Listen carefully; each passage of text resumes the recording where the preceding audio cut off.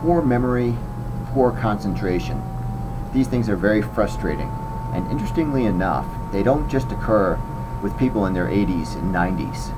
We have many patients coming in their 40s and 50s and 60s complaining of poor memory and poor concentration. Oftentimes they'll say, everything was fine until about a month ago, and then all of a sudden I can't remember a thing. I don't know where my car keys are. I can't concentrate.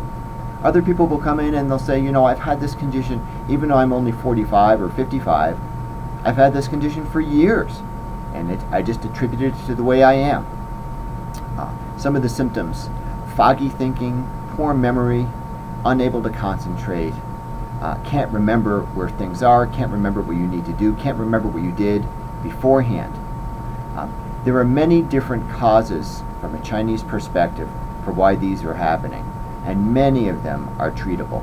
So if you come into the office and you tell us that this is what's going on for you, we're going to do an exam, we're going to ask you lots of questions and come up with what we call a differential diagnosis to determine what is responsible for this poor memory, poor concentration, and we're going to treat you.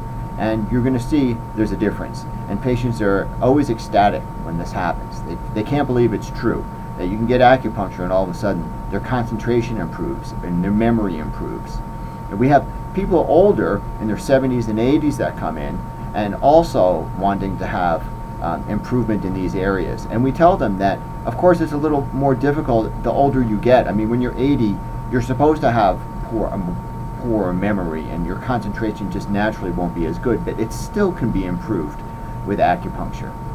And we'll be able to describe to you how that works and if you're a candidate for the treatment. So give us a call.